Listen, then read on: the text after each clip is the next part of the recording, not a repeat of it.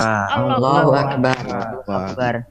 Ya, baik anak-anak sekalian, mudah-mudahan semua dalam keadaan sehat hari ini, dalam keadaan segar, dalam keadaan refresh semua ya. Pagi ini yang sholat subuh di awal waktu angkat tangan, dibangunkan sama ayah asuhnya enggak? Bangun duluan, Ustaz. Oh, bangun duluan, masya Allah. Yang hari ini saya bangun jam 4. Aku jam 4, 2, jam 4, iya, jam 4. Setengah 5. Bangun jam 4. Kamu setengah 4, Ustaz.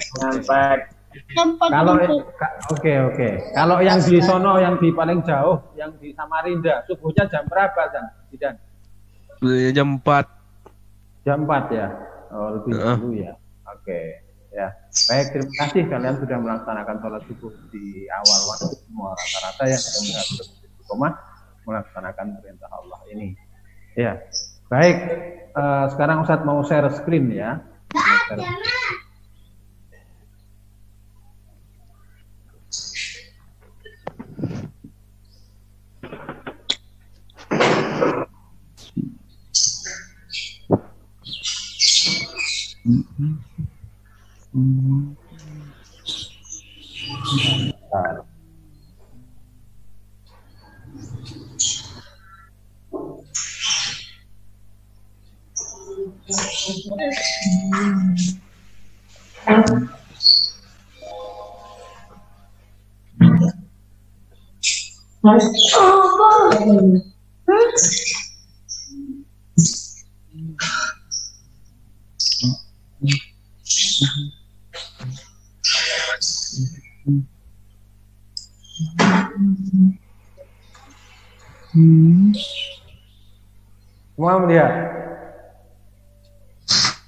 Semua lihat ya.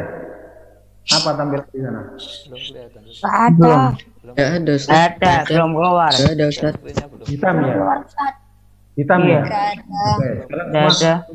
Semua perhatikan. Oke, baik. Semua mendengarkan ya. Semua mendengarkan, melihat.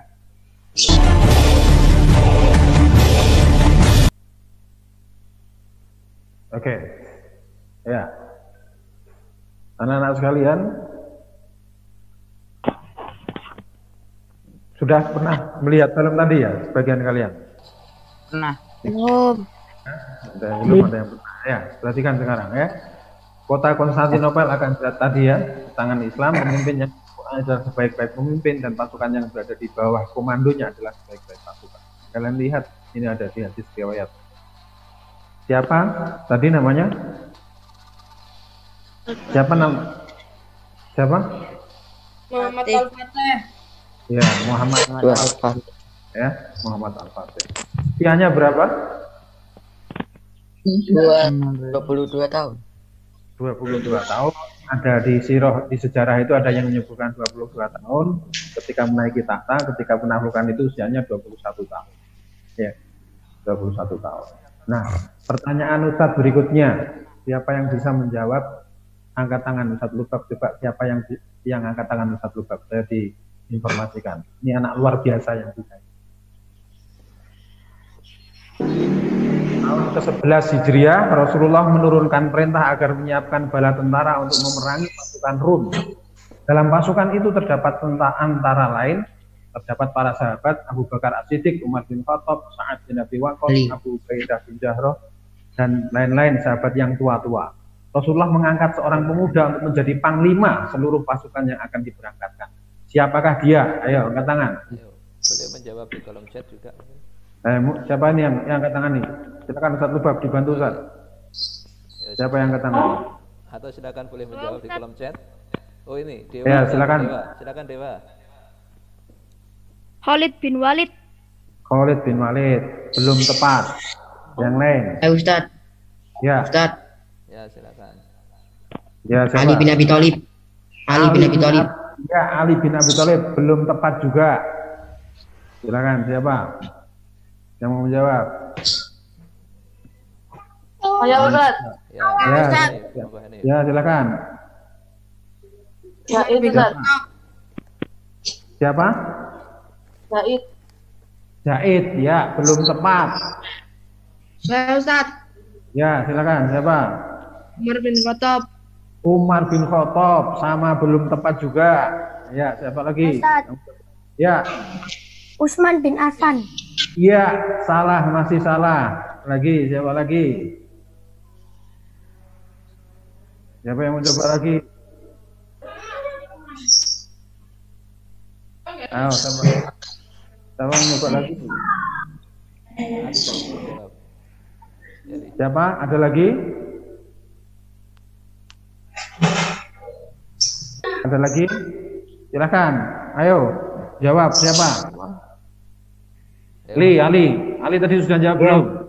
Siapa Ali? Belum sih. Ingat-ingat. Ayo, ingat siapa? Siapa yang belum? Ya, siapa? Usama bin Zaid. Oh, Usama bin Zaid. Masya Allah. Siapa ini yang bilang ini? Siapa ini yang ngomong ini? Siapa Ustaz Lubab? Yang bilang Usama bin Zaid siapa Ustaz Lubab? Kalau slide ku ini metune gak metune arek. Saya pengen tahu anaknya ini yang bisa jawab Usama bin Zaid. Ya, Yuden tadi yang jawab ya. Usama bin Zaid. Yuden ya. Masya Allah ya, betul sekali Usama bin Zaid ya. Usama bin Zaid, berapa usianya waktu dia menjadi panglima itu? Ayo, siapa yang bisa jawab? Apa usianya waktu dia jadi panglima? 18 tahun. 18 tahun, pinter ya, luar biasa ya. Usama bin Zaid 18 tahun. Nah, pertanyaannya sekarang Ustaz lanjutkan ya. Ustaz lanjutkan. Nah, tadi Usama bin Zaid bisa menjadi panglima ya, menaklukkan Rum. Rum itu kalau sekarang itu negara Amerika, negara adidaya ketika itu ya. Negara yang paling berkuasa di dunia. Itu bisa ditaklukkan di bawah kepemimpinan pemuda usianya 18 tahun. Kalau Ustaz tanya sekarang, kalau sekarang anak usia 18 tahun itu di sini jadi apa? Sekolah. Hah? Sekolah.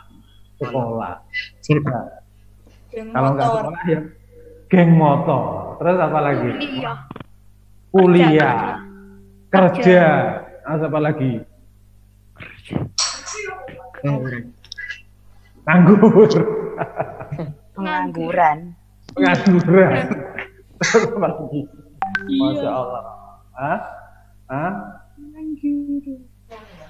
Jadi apa pemuda sekarang usianya 21 tahun? Ya kurang lebih jadi yang kalian sampaikan tadi. Kalau nggak masih kuliah, ya masih ikut orang tuanya, masih kadang-kadang masih disuapi sama orang tuanya. Itu masih, apa namanya? Apa? Ayo. Nikah. Kadang-kadang ada yang sudah menikah, ya. Tapi kalian lihat, sejarah Islam itu membuktikan bahwa pada usia segitu, 18, 21, itu sudah jadi pemimpin. Ya. Nah, kalau Ustadz senang sekali kalau tadi di antara kalian yang 20 itu kemarin sudah ada yang bercita-cita pengen jadi presiden, pengen jadi pengusaha, pengen jadi dosen, pengen jadi ini, semua itu luar biasa, ya. Dan Ustadz yakin, seyakin-yakinnya hari ini bahwa bahwa kalian sekarang yang ada di hadapan Ustadz ini adalah anak-anak yang nanti pada masanya memang akan menjadi apa yang kalian cita-citakan. Ya. Kalian akan menjadi apa yang kalian cita-citakan, insya Allah. Kalian akan menjadi presiden, pemimpin yang amanah, bisa menjalankan semua apa yang diamanahkan oleh bangsa ini dan agama ini. Kalian jadi pengusaha yang jujur, jadi pengusaha yang tidak bohong, jadi pengusaha yang tidak mensengsarakan rakyat, jadi pengusaha yang bisa banyak menolong orang. Kalian jadi dosen juga begitu. Jadi apapun kalian, silahkan kalian jadi apapun, tapi kalian punya bekal yang cukup untuk bisa melaksanakan apa yang Allah inginkan pada kita. Nah, teman-teman sekalian, ya, Ustadz kan panggil kalian itu kadang-kadang teman-teman, kadang-kadang anak-anak, karena sebagian besar masih belum balik. Ustadz panggil kalian anak-anak. Nanti kalau sudah kelas 2 biasanya sudah ini semua, Ustadz akan panggil kalian teman-teman. Ya, kalian karena sudah sama dengan Ustadz, ya, namanya kalau sudah dari anak-anak kemudian menjadi pemuda. Ya, nah coba tadi di awal tadi Ustadz Lubas sudah nyampaikan, ada yang mengisi sudah akil, ada 4 anak. Siapa yang 4 anak itu? Saya ingin tahu. Yang tadi ngisi sudah akil ada 4 anak. Siapa Ustadz Lubab? Bisa ditrace nggak Ustadz? Oh, enggak bisa Ustadz. Nggak bisa. Ayo dari anak-anak sendiri. Ustadz pengen tahu siapa? Tadi yang mengisi akil ada 4. Sudah akil sudah. Tadi siapa? Dewa. Ya Dewa. Halo Dewa. Loh, ini kok mati tadi ini? Nyala Ustadz. Kenapa? Nyala. Dewa tadi kamu ngisi pertanyaan kedua. Pertanyaan kedua Ustadz Lubab. Oke, pertanyaan kedua. Pertanyaan kedua tadi kamu. Nah, Kenapa? kamu ngisi apa tadi? Sudah akil? Tidak tahu. Oh, tidak tahu. Yang sudah ngisi akil siapa Ustadz pengen tahu? Ayo. Ayo Ustaz. Siapa? Siapa itu ya? Sultan. Sultan. Terus siapa lagi? Ada 4 orang. Sultan. Terus siapa? Pawas. Siapa? Dafa. Hah? Dafa ya. Dafa. Dafa. Terus siapa lagi? Karena Ustadz gak bisa lihat ini. Slide itu Ustadz ambil gak bisa lihat. Yang tadi untuk pertanyaan kedua tadi loh. Siapa? Apakah aku sudah akil? Tadi ada yang menjawab sudah. Sultan. Terus Dafa. Siapa lagi? Dafa. Ada 4 anak tadi. Siapa lagi? Siapa? Siapa? Awas. Pawas. Nggih, Pawas. Terus siapa lagi? Kurang 1.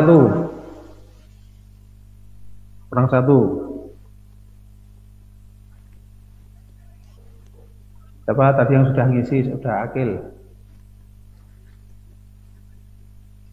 Oke, lupa ya. Baik, gak apa-apa ya. Nah, anak-anak sekalian, Ustadz amali. Kenapa Ustadz buka materi Ustadz ini dengan menyajikan tayangan film tadi? Ya, kenapa? Karena Ustadz ingin nanti pada usiamu yang masih belia, Ustadz ingin kalian sudah punya karya besar terhadap bangsa ini. Ustadz ingin kalian sudah punya prestasi pada bangsa ini. Ya, tidak hanya prestasi kepemimpinan, tapi juga prestasi-prestasi yang lain. Prestasi kebaikan. Ya, prestasi kebaikan terhadap diri kalian dan keluarga kalian. Prestasi kebaikan terhadap agama kalian dan negeri kalian. Ya. Dan Ustadz yakin seyakin-yakinnya kalau sejak awal kalian berada di sekolah ini akan membimbing kalian, akan mentarbiah kalian, akan mendidik kalian untuk bisa nanti pada usia-usia yang seperti para sahabat ini, kalian sudah bisa mandiri, sudah bisa bertanggung jawab. Ya. Nah, anak-anak sekalian, kalian perhatikan ini.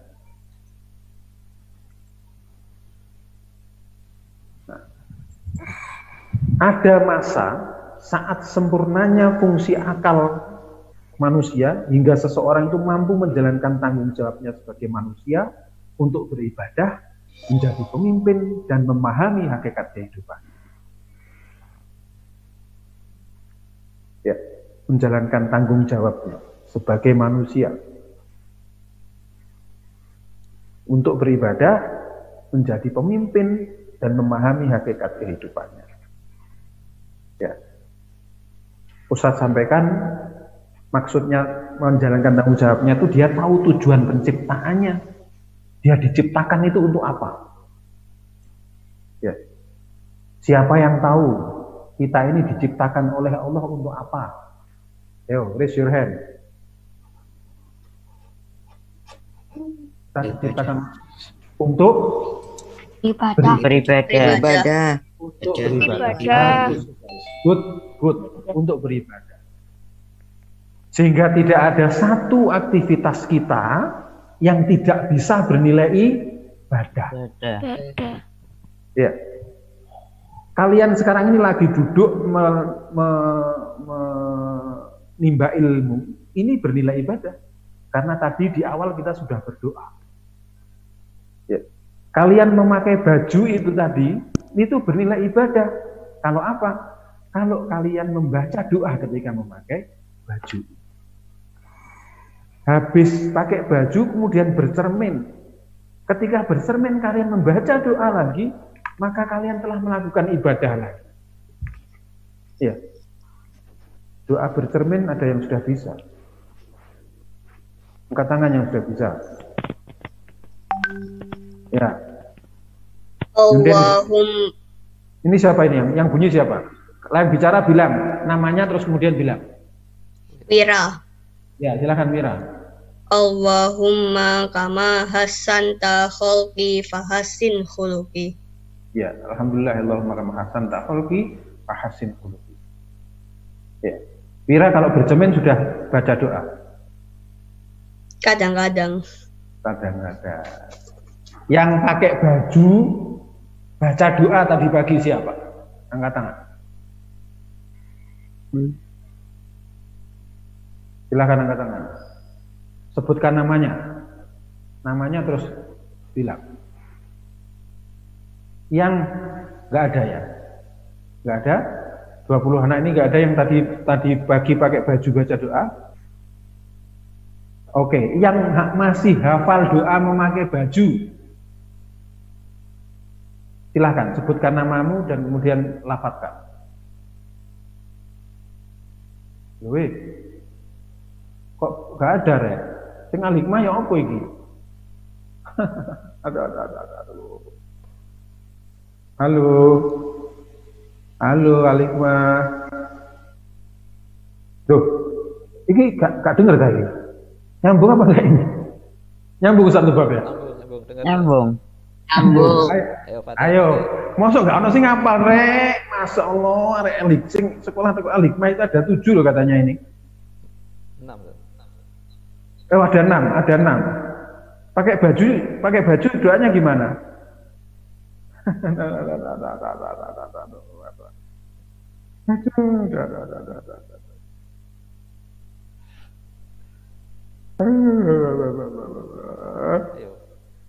Hafal. Gak tahu dipraktek no berarti ini. Oke, gak apa-apa ya.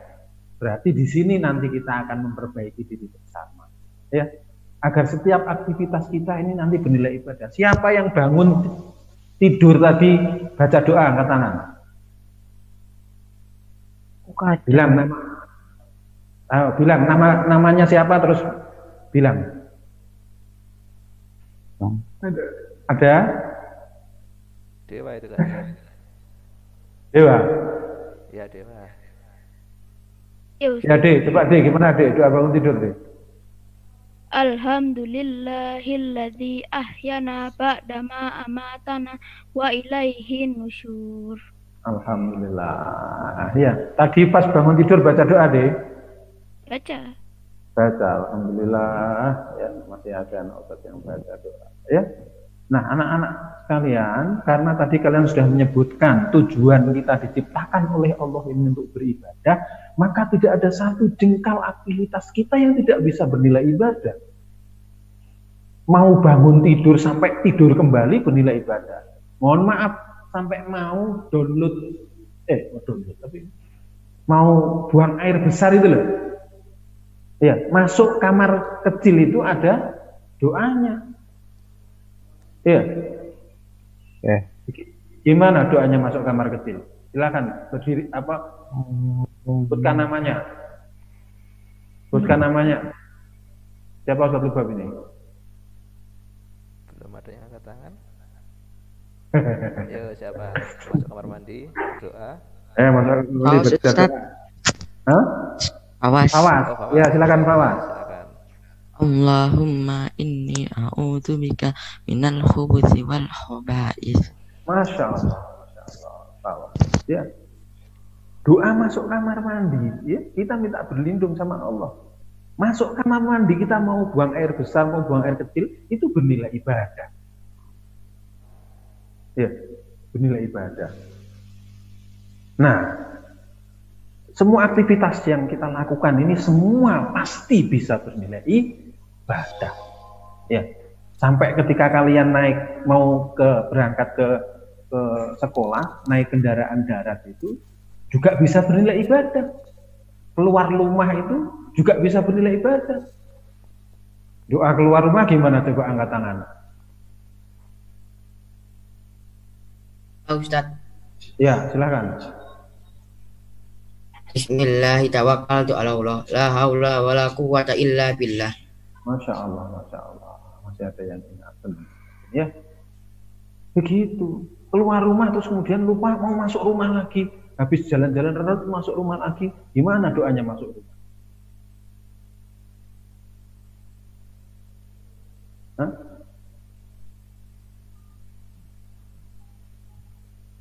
Ayo, halo. Hakim, ayo.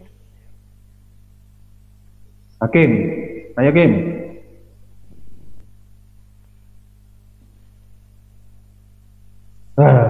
Belum lupa ya, sekarang mau lupa ya. Nanti diingat, direview kembali, di refresh kembali di sekolah ini ya. Kenapa? Karena nanti setiap aktivitas yang kalian lakukan itu harus bernilai ibadah. Agar apa sih? Agar apa? Agar nanti yang namanya kita itu nanti sudah yang namanya bertanggung jawab sebagai manusia. Kita ini diciptakan yang pertama untuk beribadah. Tujuan penciptaan satu untuk beribadah. Yang kedua untuk apa? Kita diciptakan Allah itu untuk apa? Ayo, siapa yang bisa menyebutkan? Menuntut ilmu. Untuk menuntut ilmu. Ya. Menuntut ilmu itu juga bagian dari beribadah. Ya. Kalau di dalam Al-Quran disebutkan kita ini diciptakan oleh Allah yang pertama sebagai Wa khalaqtul jinna wal insa illa liya'budun. Saya tidak ciptakan jin dan manusia kecuali untuk beribadah kepadaku. Yang menyebabkan semua aktivitas yang kita lakukan dari mulai bangun tidur sampai tidur kembali harus bernilai ibadah.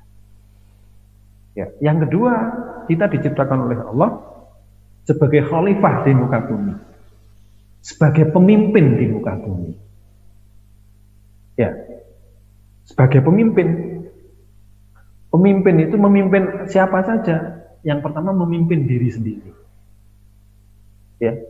Jadi kita ini harus bisa memimpin diri sendiri. Yang kedua memimpin orang lain.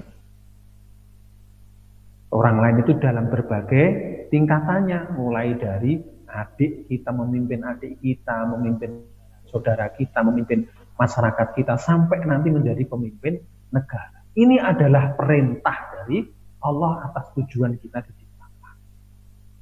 Memimpin perusahaan, memimpin banyak, pokoknya pemimpin. Nah, anak-anakku yang Ustadz banggakan, karena itu sejak awal Ustadz harus sampaikan ini ke kalian. Agar apa? Agar kalian nanti bisa menjalankan tujuan penciptaan kita ini.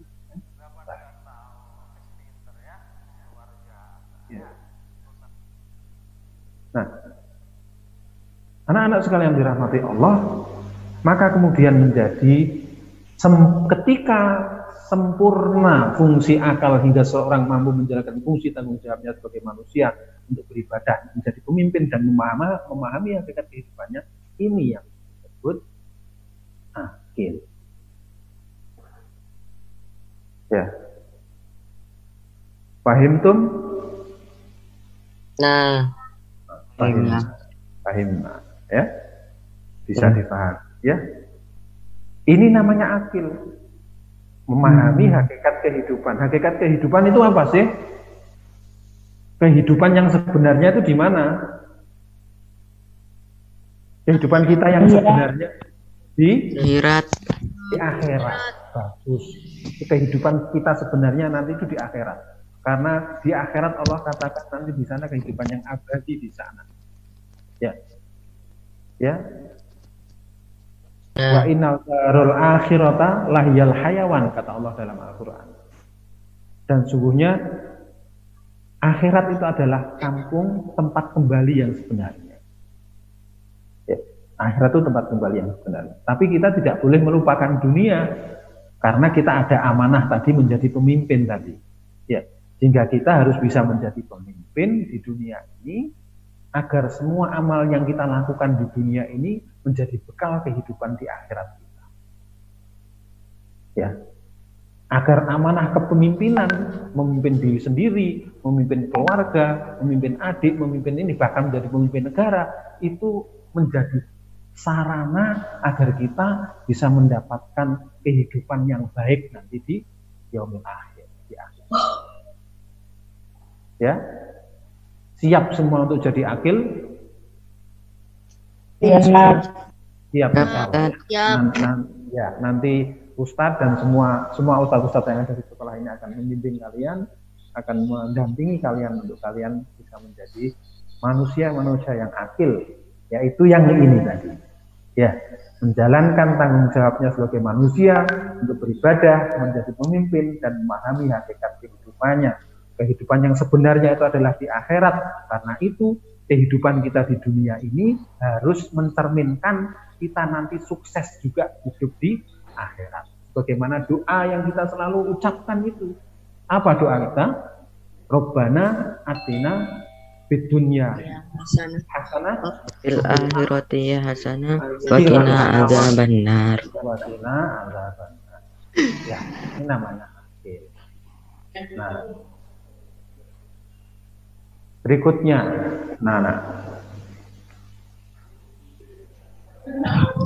Nah, sempurnanya penciptaan manusia ditandai dengan berfungsinya semua organ reproduksi yang ada. Apa ini? Balik. Ini yang disebut dengan balik. Ya. Jadi organ reproduksinya sudah berfungsi sempurna. Ya. Kalau laki-laki ditandai nanti dengan mimpi basah. Ya, kalau perempuan nanti ditandai dengan datangnya menstruasi. Ya, kalau sudah sempurna organ reproduksi manusia itu, maka itu namanya dia dikatakan namanya dia sudah balik. Ya, satu lagi, balik itu adalah sempurnanya penciptaan manusia ditandai dengan berfungsinya semua organ reproduksi yang ada. Laki-laki diawali dengan mimpi basah, ya. Perempuan diawali dengan datangnya menstruasi atau disebut biasanya datang bulan, gitu. Ya, datang bulan. Nah, bagi manusia yang sudah mendapatkan ini semua itu dia disebut dengan akil balik. Ya. Oke. Sampai sini paham Tum? Bisa dipahami? Iya. Bisa dipahami ya? Baik. Masya Allah. Terima kasih. Mudah-mudahan kalian mendapatkan ilmu atas apa yang kalian sedang sekarang ini ikuti. Ya. Anak-anakku sekalian yang saya cintai. Ya. Permasalahan berikutnya adalah ini. Ya. Kenapa akil itu sangat terlambat? Ya. Maksudnya gimana? Ya, akil sangat terlambat. Sekarang ini banyak orang-orang yang usianya sudah tua, tapi dia tidak tadi, akalnya tidak bisa menjalankan fungsi tanggung jawabnya tadi. Usianya sudah tua, tapi dia masih sifatnya seperti kanak-kanak. Ya, tidak tahu untuk apa dia diciptakan. Ini dia tidak tahu. Tidak tahu dia tentang hakikat kehidupan ini, tidak tahu. Ada nggak yang seperti itu? Ada nggak orang yang sudah tua, umurnya sudah tua, tapi dia nggak ngerti dia ini diciptakan untuk apa? Ada. Dan banyak.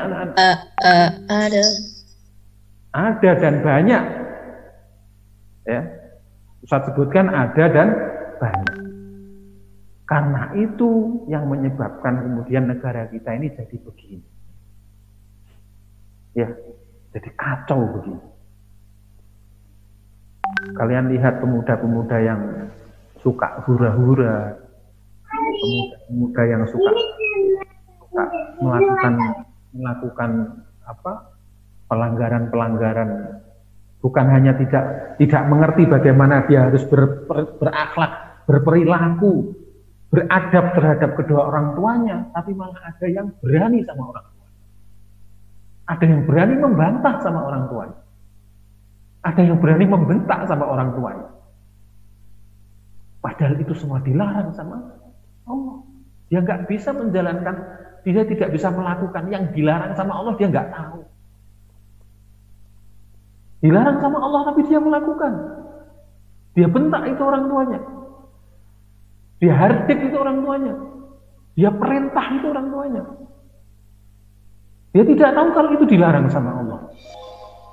Berkata, nggak boleh, tapi dia langgar. Kenapa? Karena akalnya dia tidak sempurna. Dia tidak bisa menggunakan fungsi akal sesuai dengan sang pembuat akal ini maksudnya.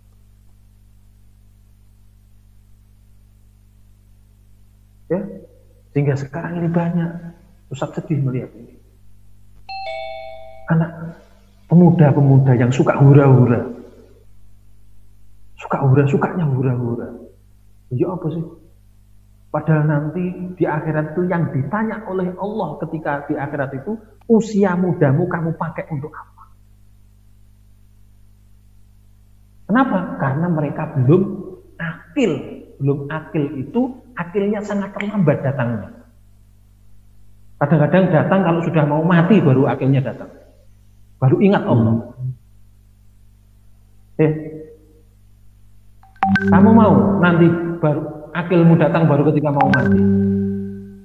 Ada yang mau nggak? Naudzubillah ini. Nggak ada yang mau. Nggak ada yang mau. Nah, anak-anak, kenapa akil terlambat? Perhatikan ya. Ya. Nah, ini satu. Beban kehidupan tidak dipikul secara wajar. Karena kalian selalu dibantu untuk menyelesaikan tugas yang seharusnya kalian bisa selesaikan sendiri. Ya, kalian bisa menyelesaikan sendiri. Kalian bisa merapikan kasur sendiri. Kalian bisa bahkan mungkin membersihkan kamar kalian sendiri. Tapi kalian nggak lakukan. Kita nggak melakukan. Kita minta tolong orang. Selalu dibantu menyelesaikan tugas yang seharusnya kita bisa selesaikan sendiri. Kalau hanya sekedar mencuci baju, dimasukkan mesin cuci kemudian kita putar, bisa. Kenapa kita tidak melakukan sendiri? Kalau hanya membuang sampah, membantu membuang sampah pada tempatnya, kita bisa lakukan. Tapi kita minta orang lain melakukan. Itu nanti kita akan memperpanjang masa, memperlambat datangnya akil. Dibantu untuk menyelesaikan tugas yang seharusnya ia bisa menyelesaikan sendiri. Kalian bisa menyelesaikan sendiri. Ya, anak-anak yang sudah biasa melakukan tugas menyelesaikan kebutuhannya sendiri, ini yang nanti pasti akan bisa menjadi pemimpin kelak di masa yang akan datang. Ya, jadi kalau sudah bisa melakukan sendiri, jangan minta tolong orang lain. Paham tuh? Ya, mulai sekarang. Kalau sudah bisa melakukan sendiri, saya kerjakan sendiri. Alat makan piring gelas itu, kalian sudah bisa mencuci sendiri. Kok kalian masih meminta tolong orang tua atau meminta tolong asisten rumah tangga kalian? Itu kalian nanti akan menjadi akil yang terlambat. Saya kira tidak mau akil kalian datang terlambat. Ya? Ya. Bisa mengerjakan sendiri, kerjakan sendiri. Bisa. Ya. Okay. Bisa melaksanakan ini? Siap melaksanakan ini? Ya Allah. Siap. Siap. Ya. Ya Allah. Siap. Ya. Semua harus siap kalau ingin menjadi lebih Ya, yang pertama itu. Yang kedua, kenapa akil datangnya terlambat? Nah, penghindaran realita dan resiko hidup. Apa maksudnya? Ya, kalau naik sepeda itu bisa jatuh, wis wajar. Ya. Ustaz tanya, kalian ini yang 20 ini, yang belum bisa naik sepeda roda 2 angkat tangan. Ustaz Tubab tolong dilihat Ustaz. Dari 20 ini yang belum bisa naik sepeda roda 2 angkat tangan. Hanif bisa? Hanif bisa naik sepeda? Yang belum bisa naik sepeda roda 2 angkat tangan. Tidak ada yang angkat. Sudah bisa. Sudah bisa semua ya? Oke, alhamdulillah ya. Bisa ya. Penghindaran realita dan resiko hidup. Orang tua terlalu overprotektif dan tidak membiarkan anak menghadapi masalah kehidupan. Ya. Biarkan ada masalah, mengerjakan PR nggak bisa. Yuk gimana caranya bisa? Ya, ojo dibantu mengerjakan PR. Ustadz nggak pernah membantu anak Ustadz mengerjakan PR. Tapi Ustadz memberikan ini loh, coba lihatin ini, coba lihatin ini, coba bukumu ini, coba bukumu ini, sampai kemudian dia bisa menyelesaikan sendiri. Kecuali memang ada konsep yang tidak bisa diterangkan, harus butuh diterangkan kembali, diterangkan kembali. Penghindaran realita dan resiko itu. Ya. Nah, beban kehidupan tidak dipikul secara wajar. Oh, ini tadi sudah ya? Udah. Sudah. Nah, kenapa balik terlampau dini? Loh, ini kok jadi ada katakan gini?